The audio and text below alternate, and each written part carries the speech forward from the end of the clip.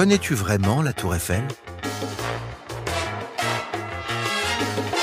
La Tour Eiffel, bien sûr que tu la connais. C'est un monument parisien célèbre dans le monde entier.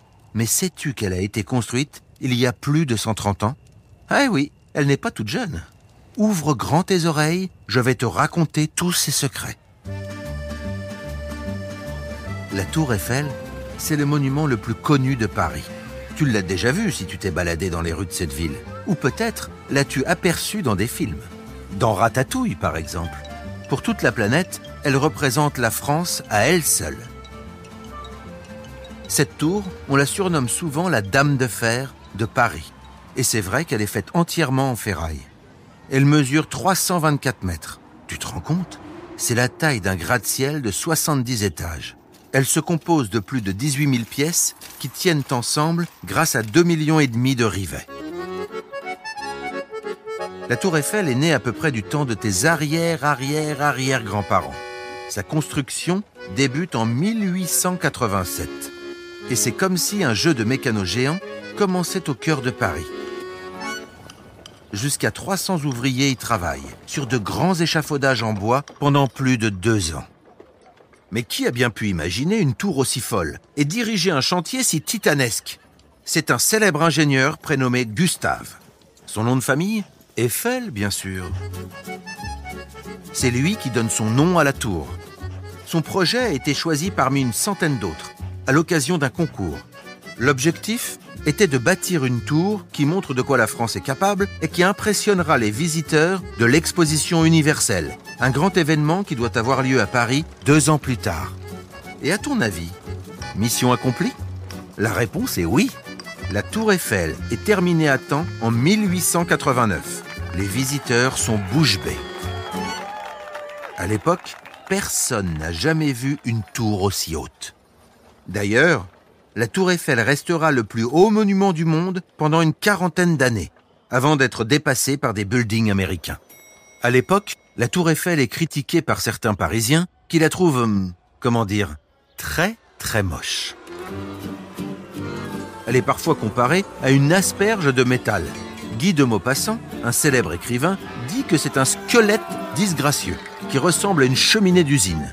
Mais pendant l'exposition universelle de Paris, beaucoup de visiteurs grimpent aux différents étages du monument et finalement, ils l'adorent.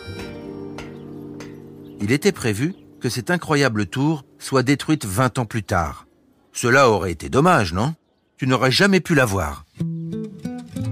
Pour sauver sa tour, Gustave Eiffel a une idée de génie. Il explique qu'elle peut être utile pour étudier la météo, observer le ciel et mener des tas d'expériences scientifiques. Il en fait un véritable laboratoire, en y plaçant des appareils en tout genre. D'ailleurs, Gustave Eiffel y installe son propre bureau d'études tout en haut. Il propose aussi d'utiliser la Tour Eiffel comme une sorte d'antenne radio géante. Et ça marche. Son œuvre est finalement conservée. Aujourd'hui encore, la Tour Eiffel sert d'antenne pour 45 chaînes de télévision et 32 stations de radio. Si tu t'es promené à Paris récemment, tu as peut-être remarqué que la Tour Eiffel est en travaux. C'est parce qu'elle doit se refaire une beauté. En effet, tous les 7 ans, elle doit être recouverte d'une peinture spéciale qui l'empêche de rouiller. Sans cela, la pluie l'abîmerait trop au fil du temps. Repeindre cette tour, c'est un travail gigantesque. Imagine, 60 tonnes de peinture sont nécessaires. C'est le poids de 12 éléphants. Pour l'étaler de la base jusqu'au sommet, il faut une 50aine de peintres spécialistes qui n'ont pas le vertige du tout. Par sécurité, ils sont attachés avec des cordes, tout comme les seaux et les brosses dont ils se servent. Au départ, Gustave Eiffel avait choisi de donner une couleur rouge à sa tour. Puis il l'a fait repeindre en marron, en ocre, puis en orangé. Ensuite, la Tour Eiffel est devenue brune pendant longtemps, mais devine de quelle couleur elle sera après les travaux actuels. Ce sera un jaune légèrement doré, de quoi épater les touristes. De nos jours, des visiteurs du monde entier viennent pour admirer la Tour Eiffel. Chaque année, elle accueille environ 7 millions de personnes, ce qui en fait le monument le plus visité du monde. Après avoir acheté son billet et fait la queue plus ou moins longtemps, les visiteurs peuvent gravir les 1665 marches de la Tour Eiffel. Bon, c'est vrai que c'est assez fatigant. Heureusement qu'il y a aussi des ascenseurs pour les moins sportifs. Quand on arrive au premier étage, on peut marcher sur un plancher transparent. C'est très impressionnant. On peut aussi aller plus haut, au deuxième étage, ou même au sommet, où la vue sur Paris est absolument magnifique. Voilà, maintenant tu connais vraiment la Tour Eiffel, une dame de fer exceptionnelle. Sa construction a été un exploit et aujourd'hui encore, elle fait rêver le monde entier. À la prochaine pour d'autres découvertes.